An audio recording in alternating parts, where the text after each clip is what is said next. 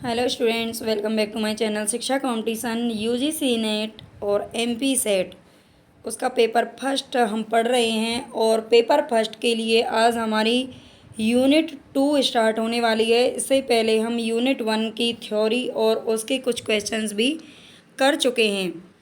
तो यहाँ पर आज हमारा जो टॉपिक है वो है शोध अभिवृत्ति यानी कि अभिक्षमता, जो कि रिसर्च एप्टीट्यूड के नाम से जाना जाता है। तो यूनिट 2 को हम पढ़ेंगे और कम्प्लीटली इसको पढ़ेंगे, अच्छे से देखेंगे, जहाँ से भी क्वेश्चन बन सकते हैं, बिल्कुल एकदम सरल आसान भाषा में। ठीक है, वैसे आपको बहुत सारे यूट्यूबर मिल जाएंगे जो इसको पढ़ा रहे होंगे, लेकिन इतना आसान आपको शायद समझने में नहीं मिलेगा। और मिल भी जाएगा, हो सकता है मिल भी जाए, लेकिन फिर भी काफ़ी अच्छी मतलब आपकी यहाँ से तैयारी हो जाएगी अगर आप यूजीसी नेट या एमपी सेट की तैयारी कर रहे हैं। तो प्लीज़ चैनल को सब्सक्राइब ज़रूर कर लेना, जो भी भाई बहन नए हैं, और जिन्होंने कर लिया है उनको दिल से धन्यवाद। नहीं किया है तो प्लीज़ ज़रूर कर लेना, सपोर्ट करना और शेयर करना, ये आपका काम है। बाकी मेहनत करना मेरा काम है और याद करना आपका काम है। ठीक है, पढ़ाना मेरा काम है लेकिन पढ़ना आपका ही काम है, और पढ़ करके उसको अच्छे से याद रखना।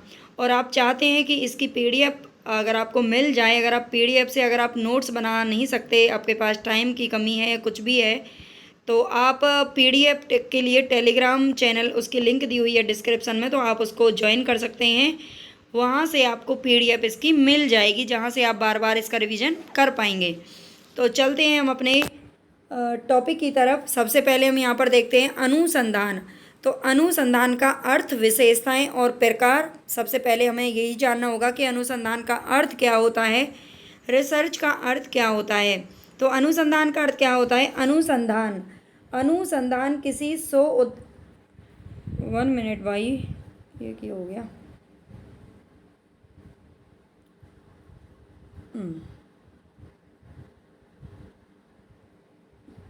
अनुसंधान किसी स्वदेशीय निर्दिष्ट समस्या को आधार बनाकर क्रमबद्ध एवं व्यवस्थित लेखन तथा प्रशिक्षण के द्वारा बेहतर, नवीन और सामूहिक ज्ञान की खोज करना होता है।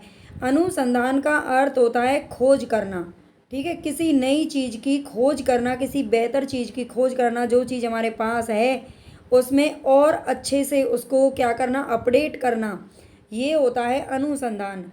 ठीक है, तो इसको पहले आप जान लें, ये परिभाषा है इसकी। अनुसंधान का जो स्वरूप है वो वस्तुनिष्ठ और तथ्य केंद्रित होता है। ठीक है, तथ्यों पर ये आधारित होता है। प्रत्येक अनुसंधान किसी न किसी समस्या का तार्किक एवं वैज्ञानिक समाधान प्रस्तुत करता है। प्रत्येक अनुसंधान, जितनी भी खोज की जाती हैं आजकल, तो आप देखते हैं, ये तो जो ज़माना चल रहा है ना, ये है साइंस का ज़माना, और इसमें साइंस के युग में ना सबसे ज़्यादा अनुसंधान पर ही बल दिया जा रहा है। नई नई चीज़ प्रतिदिन, आप चाहे किसी भी चीज़ में देख लो, खाने में, पहनने में, और घरों का डिज़ाइन देख लो, या फिर छोटी छोटी चीज़ों का आप डिज़ाइन देख सकते हो। हर चीज़ में कुछ ना कुछ नई नई चीज़ें, मतलब इतनी जल्दी जल्दी चीज़ें अपडेट हो रही हैं। तो ये साइंस का ज़माना है। ठीक है, और अनुसंधान पर बहुत अधिक मात्रा में अब बल दिया जाने लग गया है। ठीक है, पहले बहुत बहुत दिनों के बाद चीज़ें खोज की जाती थी, लेकिन अब बहुत तेज़ी से ये सब हो रहा है। तो ये हो गया अनुसंधान का अर्थ। आई होप आपको समझ में आ गया होगा। बिल्कुल इसी तरह से हम आसान और सरल भाषा में समझेंगे। अनुसंधान के 4 अंग होते हैं।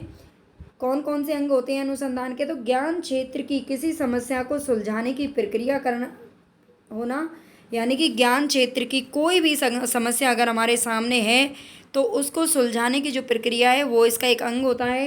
प्रासंगिक तथ्यों का संकलन करना, विवेकपूर्ण अध्ययन या विश्लेषण करना, परिणाम स्वरूप निर्णय लेना। ठीक है, परिणाम स्वरूप इन सबको विश्लेषण, अध्ययन करके, सारे तथ्यों का संकलन करके फिर उसका परिणाम स्वरूप क्या लिया जाता है? निर्णय लिया जाता है। तो ये अनुसंधान के 4 अंग होते हैं, याद कर लेना अच्छे से। अनुसंधान की प्रमुख परिभाषाओं को देखेंगे हम यहाँ पर। तो अनुसंधान के बारे में जो भी परिभाषाएं दी गई हैं, जहाँ से क्वेश्चन आता है, उनको देख लेते हैं। PV young.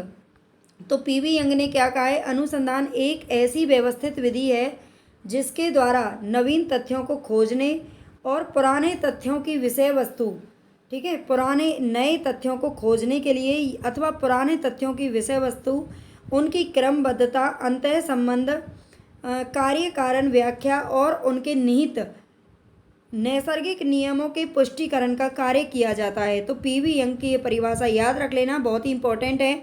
अनुसंधान एक ऐसी व्यवस्थित विधि है जिसके द्वारा नवीन तथ्यों को खोजने अथवा पुराने तथ्यों की विषय वस्तु, उनकी क्रमबद्धता, अंतः संबंध, कार्य कारण व्याख्या और उनके निहित नैसर्गिक नियमों के पुष्टिकरण का क्या किया जाता है, कार्य किया जाता है। ये किसने कही है? तो ये पीवी यंग ने परिभाषा दी है अनुसंधान के लिए। दूसरी जो परिभाषा है वो है यहाँ पर ई.जे. मेसन एवं डब्ल्यू.जे. ब्रेवल। ठीक है, ई.जे. मेसन एवं डब्ल्यू.जे. ब्रेवल ये परिभाषा इन्होंने दी है अनुसंधान के लिए। अनुसंधान से तात्पर्य ज्ञान हेतु वैज्ञानिक जांच पड़ताल में प्रयुक्त एक ऐसी व्यवस्थित एवं संगठित खोज से है जो दिन प्रतिदिन की समस्याओं का समाधान ढूंढने के हमारे अवस्थित प्रयत्नों से काफ़ी अलग होती है। ठीक है, ई.जे. मेसन और डब्ल्यू.जे. ब्रेवल का क्या कहना है कि अनुसंधान से तात्पर्य ज्ञान हेतु वैज्ञानिक जांच पड़ताल में प्रयुक्त एक ऐसी खोज से है जो दिन प्रतिदिन की समस्याओं का समाधान ढूंढने के हमारे अवस्थित प्रयत्नों से काफ़ी अलग होती है। दिन प्रतिदिन की जो हम समस्याओं का समाधान ढूंढते रहते हैं, हमारे सामने कोई भी छोटी सी समस्या आ गई कि भैया अब हमको पढ़ना कैसे है, कैसे इस पेपर को पास करना है, छोटी छोटी समस्याएं जो होती हैं इनसे काफ़ी अलग होता है अनुसंधान। ठीक है, अनुसंधान की खोज इन खोजों से काफ़ी अलग होती है। ये किसका मानना है? तो ई.जे. मेसन और डब्ल्यू.जे. ब्रेवल का मानना है। आगे नाम आता है जेम्स ड्रेवर का। तो जेम्स ड्रेवर क्या कहते हैं? किसी क्षेत्र में ज्ञान अथवा सत्यापन हेतु की जाने वाली क्रमबद्ध खोज ही अनुसंधान होता है। किसी भी क्षेत्र में ज्ञान अथवा सत्यापन हेतु, ठीक है, किसी चीज़ को किसी खोज को या किसी चीज़ को सत्य सिद्ध करने के लिए जो क्रमबद्ध खोज की जाती है वही अनुसंधान होती है। C.R. कोठारी इन्होंने भी एक परिभाषा दी है। क्या कहते हैं? ऐसी विधि जिसमें सोपानों के रूप में समस्या की पहचान करना, परिकल्पना का निर्माण करना, तथ्य और प्रदत्तों का संकलन, संकलित तथ्यों का विश्लेषण निहित रहता है, वही अनुसंधान कहलाता है। ठीक है, ऐसी विधि जिसमें सोपानों के रूप में समस्या की पहचान होती है, परिकल्पना का निर्माण किया जाता है, तथ्य और प्रदत्तों का संकलन किया जाता है, संकलित तथ्यों का विश्लेषण निहित रहता है, तो वही क्या होता है? अनुसंधान होता है। ये C.R. कोठारी की हैं, ये सारी परिभाषाएं आपको याद रखनी हैं। इसके बाद हम देखते हैं अनुसंधान की विशेषताएं क्या क्या होनी चाहिए। तो अनुसंधान का जो उद्देश्य है वो किसी समस्या का वैज्ञानिक विधि से समाधान ढूंढना होता है। अनुसंधान का जो उद्देश्य है वो क्या होता है? किसी भी समस्या का वैज्ञानिक विधि से समाधान ढूंढना, वैज्ञानिक विधि से, ना कि किसी और विधि से। ठीक है, यहाँ पर विज्ञान का सबसे बड़ा सहारा लिया जाता है अनुसंधान में, ये ध्यान रखना है। अनुसंधान में एक सामान्य परीक्षण में विश्वसनीयता, वस्तुनिष्ठता और प्रयोग को प्राथमिकता दी जाती है।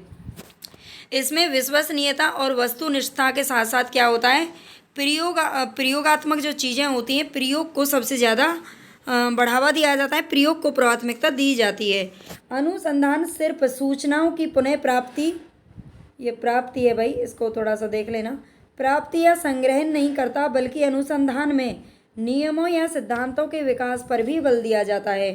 ठीक है, अनुसंधान में ना सिर्फ सूचनाओं की पुनः प्राप्ति या संग्रहण किया जाता है, बल्कि अनुसंधान में नियमों या सिद्धांतों के विकास पर भी बल दिया जाता है। और अगला है हमारा, अनुसंधान करने के लिए अनुसंधान प्रश्न तैयार करना आरंभिक अनिवार्यता होती है। अनुसंधान, हमें अगर किसी चीज़ की खोज करनी है, किसी चीज़ पर हमें अनुसंधान करना है, तो उसके लिए अनुसंधान के कुछ जो बेसिक प्रश्न हैं उनको तैयार कर लेना जरूरी होता है। अनुसंधान किसी भी मत को ज्ञान प्राप्ति की विधि नहीं मानता है। ठीक है, अनुसंधान जो होता है वो किसी भी मत को ज्ञान प्राप्ति की विधि नहीं मानता है, बल्कि यह उन मत या बातों को स्वीकार करता है जिन्हें परीक्षण द्वारा परखा जा सके। ठीक है, जिन्हें परीक्षण के द्वारा, क्योंकि अनुसंधान में परीक्षण का बहुत ही बड़ा रोल होता है, इसमें परीक्षण करके देखा जा, अब देखते हैं ना जो प्रयोगशाला वगैरह होती हैं उनमें छोटी छोटी चीज़ों का परीक्षण करके देखा जाता है, तो अनुसंधान में भी परीक्षण किया जाता है और उन्हीं मतों या बातों को स्वीकार करता है अनुसंधान जिन्हें परीक्षण के द्वारा परखा जा सके। अनुसंधान में व्यक्तिगत पक्षों, भावनाओं या विचारों का कोई महत्व नहीं होता है। इसमें किसी पर्सनल पक्ष को लेकर के अनुसंधान नहीं किया जाता, किसी एक की राय पर नहीं किया जाता। ठीक है, अनुसंधान जो सबके लिए सही होता है उन्हीं मतों को, उन्हीं बातों को स्वीकार करता है। अनुसंधान की जो गहराई है वो अनुसंधान द्वारा अर्जित तथ्यों पर आधारित होती है। अनुसंधान की गहराई अनुसंधान द्वारा अर्जित तथ्यों पर आधारित होती है। ठीक है, तो ये सारी विशेषताएं आप याद रख लेना। आगे भी देख लेते हैं। अनुसंधान की प्रक्रिया वैज्ञानिक, व्यवस्थित तथा सुनियोजित होती है। ठीक है, अनुसंधान की जो प्रक्रिया है वो वैज्ञानिक, व्यवस्थित तथा सुनियोजित होती है। अनुसंधान कार्य में परिणात्मक तथा गुणात्मक प्रदत्तों को एकत्र करके उनका विश्लेषण किया जाता है। ठीक है, अनुसंधान कार्य में परिमाणात्मक तथा गुणात्मक प्रदत्तों को एकत्र करके उनका विश्लेषण किया जाता है। ये जो छोटे छोटे कीवर्ड हैं, इसमें प्रदत्त हो गया और अनुसंधान है, बहुत सारी चीज़ें हैं, उनको हम नेक्स्ट वीडियो में ज़रूर कवर करेंगे। ठीक है, शोध कार्य का आलेख त्रुटि रहित होता है। इसमें थोड़े से कठिन वर्ड आएंगे शोध अभिवृत्ति में, लेकिन घबराना नहीं, हम सबको पढ़ लेंगे। शोध कार्य का आलेख त्रुटि रहित हो, कोई भी उसमें मिस्टेक ना हो शोध कार्य में, इसलिए इसे सावधानी पूर्वक तैयार किया जाता है। ठीक है, शोध कार्य में कोई भी मिस्टेक नहीं होनी चाहिए, क्योंकि ये जो शोध कार्य होते हैं ये एक बड़े पैमाने पर किए जाते हैं। इनके जो सिद्धांत और नियम होते हैं वो सबके लिए लागू होते हैं। ठीक है, और बहुत बड़े पैमाने पर, बहुत व्यापक स्तर इनका होता है, दूर दूर तक ये जाने जाते हैं, देश विदेशों तक। इसलिए इसमें कोई भी त्रुटि की कोई जगह नहीं होती अनुसंधान के अंदर। अनुसंधान कार्य दीर्घकालिक अवधि में क्या होते हैं, संपन्न होते हैं।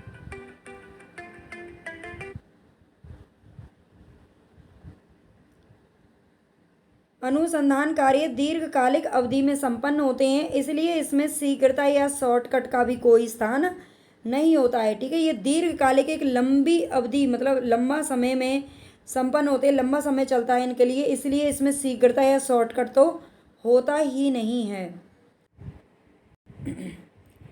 और नेक्स्ट है हमारे यहाँ पर अनुसंधान की प्रकृति। तो अनुसंधान, नेचर ऑफ रिसर्च, नेचर कैसा होता है इसका। ठीक है, तो अनुसंधान एक वैज्ञानिक प्रक्रिया होती है, बिल्कुल सही बात है, जो ज्ञान के प्रचार और भाई प्रसार है ना, प्रचार और प्रसार नहीं है, प्रचार और प्रसार में क्या होती है, सहायक होती है। इसमें प्राथमिक व द्वितीयक स्रोतों से प्राप्त आंकड़ों का विश्लेषण किया जाता है, जो किसी भी तरह के पूर्वाग्रह से मुक्त होता है। ठीक है, इसमें जो पारंपरिक कोई पूर्वाग्रह है किसी भी चीज़ को लेकर के, तो उनसे ये मुक्त होता है अनुसंधान, वो पूर्वाग्रह यहाँ पर काम नहीं करता। और ये प्राथमिक और द्वितीय का मतलब होता है कि या तो हम किसी चीज़ को सीधे ही उसके तथ्यों को कलेक्ट करें, या फिर किसी जैसे मान लीजिए इतिहास की कोई बुक है या कोई हमारे सामने कुछ डाटा रखा हुआ है, उस डेटा को हम अच्छे से उसी का विश्लेषण करें और उसी में नई तकनीकियों को जोड़ दें, तो वो होता है द्वितीयक स्रोत। ठीक है, तो प्राथमिक या द्वितीयक स्रोतों से प्राप्त आंकड़ों का क्या किया जाता है, विश्लेषण किया जाता है। आंकड़ों के विश्लेषण में सांख्यिकी विधियों का क्या किया जाता है, प्रयोग किया जाता है। ठीक है, आंकड़ों के विश्लेषण में सांख्यिकी विधियों का प्रयोग किया जाता है। सांख्यिकी विधियाँ क्या होती हैं, आपने पढ़े होंगे, जैसे कि एवरेज निकालना होता है, और मीन, मीडियन, मोड होते हैं, जिनको माध्यिका और है ना मोड, ये जो चीज़ें होती हैं ना, ये सांख्यिकी विधियाँ होती हैं, तो उनका प्रयोग किया जाता है आंकड़ों के विश्लेषण के लिए। इसके द्वारा, यानी कि अनुसंधान के द्वारा, किसी नए तथ्य, विधि या वस्तु की खोज की जाती है, या फिर किसी प्राचीन तथ्य, सिद्धांत या वस्तु में परिवर्तन किया जाता है। अनुसंधान के द्वारा किसी नए तथ्य, विधि या वस्तु की या तो किसी नए तथ्य की खोज की जाती है, या फिर कोई प्राचीन हमारे पास तथ्य है उसी में सिद्धांत या वस्तु में क्या किया जाता है, परिवर्तन कर दिया जाता है। आंकड़ों को प्राप्त करने के लिए विश्वसनीय एवं वैध उपकरणों को प्रयोग में लाया जाता है। ठीक है, इसमें जो आंकड़ों को प्राप्त करने के लिए हम क्या करते हैं, विश्वसनीय और वैध उपकरणों का प्रयोग करते हैं। इसमें कोई भी चीज़ अविश्वसनीय, अवैध नहीं होनी चाहिए। ठीक है, अभी मैंने आपको बताया बहुत बड़े पैमाने पर अनुसंधान किए जाते हैं। अनुसंधान के जटिल घटनाक्रमों को समझने के लिए विश्लेषण विधि प्रयोग में लाई जाती है। ये ध्यान रख लेना, अनुसंधान के जो अगर कोई जटिल घटनाक्रम है तो उसको समझने के लिए विश्लेषण विधि, विश्लेषण का मतलब होता है तोड़ करके टुकड़े टुकड़े करके उस चीज़ को समझना, बिल्कुल बारीकी से उस चीज़ की गहराई तक पहुंचना, ये विश्लेषण विधि होती है। इस विश्लेषण के लिए परिकल्पनाओं का निर्माण एवं परीक्षण किया जाता है। अच्छा, मैं आपको एक थोड़ी सी जानकारी और दे देती हूँ। मैंने पहले भी बताया था आपको, जैसे कि मान लीजिए मैंने यूनिट फर्स्ट पढ़ाई है, उसमें कुछ चीज़ें बहुत जो लगता है मुझे ईजी हैं, या यहाँ से क्वेश्चन आ भी सकता है, नहीं भी आ सकता है, दोनों ही बात होती हैं। आ भी सकता है, ऐसी कोई बात नहीं, नहीं आएगा।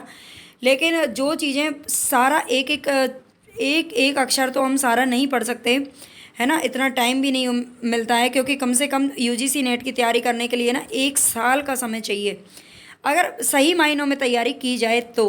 ठीक है, वो एक अलग बात होती है भाई, बोल देते हैं 15 दिनों में तैयारी कैसे करें या 1 महीने में तैयारी कैसे करें, वो पता नहीं उनकी कुछ स्ट्रेटजी कैसे रहती होगी। लेकिन मेरा ये मानना है कि 1 साल से कम समय में तो आप तैयारी नहीं कर सकते, है ना। कम से कम बहुत काफ़ी लंबा इसका सिलेबस होता है यूजीसी नेट का।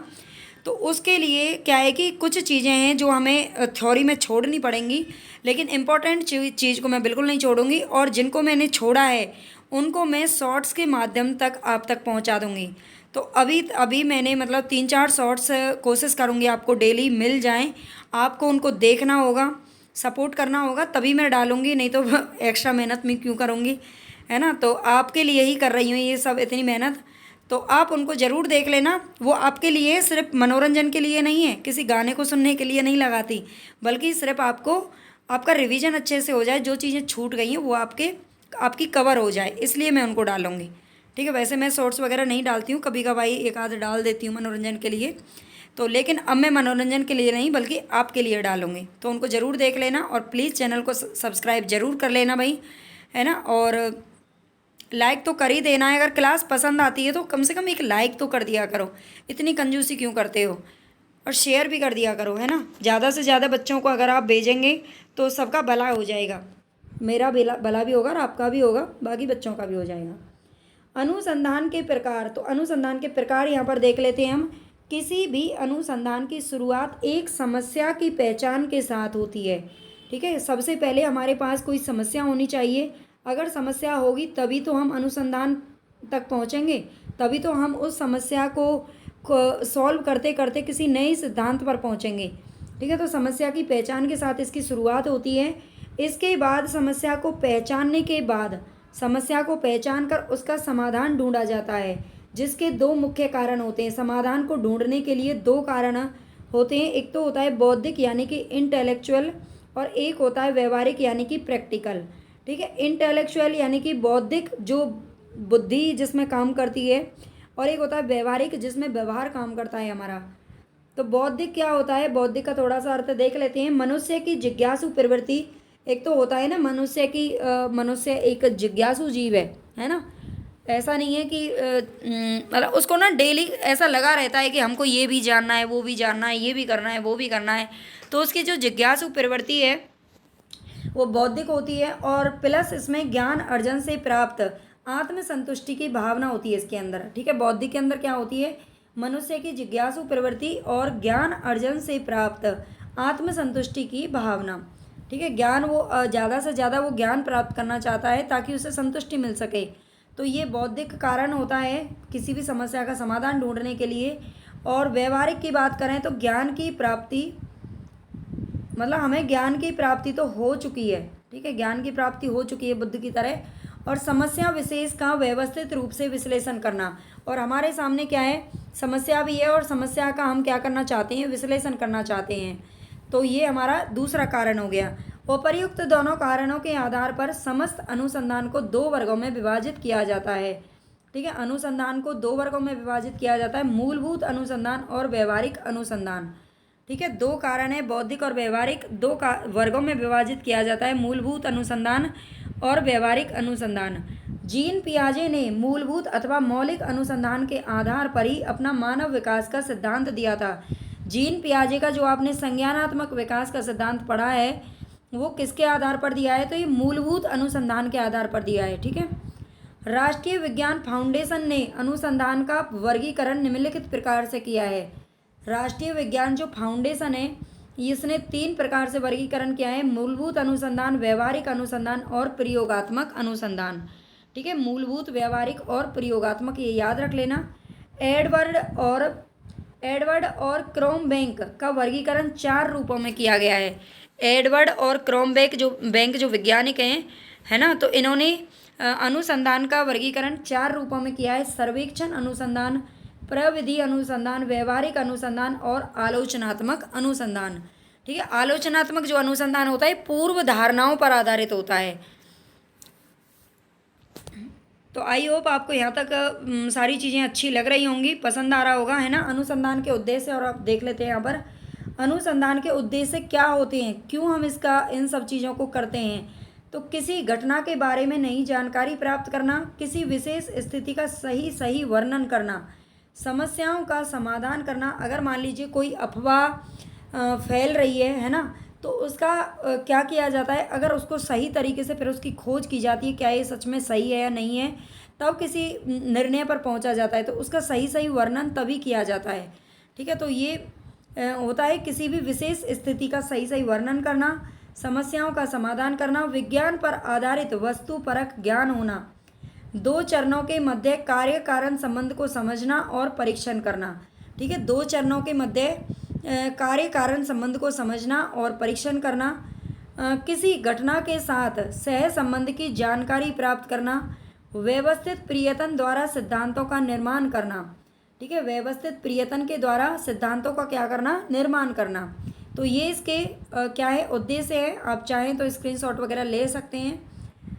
अनुसंधान का महत्व क्यों है। वैश्वीकरण के वर्तमान दौर में, वैश्वीकरण आप जानते ही होंगे क्या होता है, ग्लोबलाइजेशन, यानी कि आज के ज़माने में वैश्वीकरण का मतलब है पूरा विश्व एक साथ मिलकर के बहुत सारे काम कर रहा है। और मतलब एक विश्व है ना, पूरा विश्व एक, कहते हैं ना, बिल्कुल एक मतलब लिमिटेड उसकी सीमाएं जो लिमिटेड हो गई हैं, अब एक दूसरे तक पहुंचना बहुत आसान हो गया है। तो वैश्वीकरण के वर्तमान दौर में उच्च शिक्षा की सहज उपलब्धता तथा शिक्षण संस्थानों को शोध से अनिवार्य रूप से जोड़ने की नीति ने शोध के महत्व को बढ़ा दिया है। ठीक है, इसके निम्नलिखित महत्व में कौन कौन सी है। मानव समाज को नवीन ज्ञान एवं गति प्रदान करना, जीवन के उद्देश्य की प्राप्ति का सरल उपाय देना, ज्ञान के विकास में सहायक होता है। उद्देश्य प्राप्ति के लिए सर्वोत्तम क्रिया है ये। किसी उद्देश्य को अगर हम प्राप्त करना है तो उसके लिए हमें क्या करनी चाहिए, अनुसंधान करना चाहिए, उस चीज़ की गहराई तक पहुंचना चाहिए। सत्य ज्ञान की खोज करना। ठीक है, प्रशासनिक व्यवस्था के सफल संचालन में सहायक होता है। अनुसंधान जिज्ञासा से मूल प्रवृत्ति की संतुष्टि होती है। अनुसंधान से जिज्ञासा, अगर हमारे अंदर कोई जिज्ञासा उठ रही है ना, तो ये मूल प्रवृत्ति होती है जिज्ञासा, है ना। इच्छाएं हमारे अंदर आती ही रहती हैं, एक इच्छा पूरी कर ली तो दूसरी आ जाएगी अपने आप ही, है ना। तो अनुसंधान से इनकी क्या होती है, संतुष्टि होती है।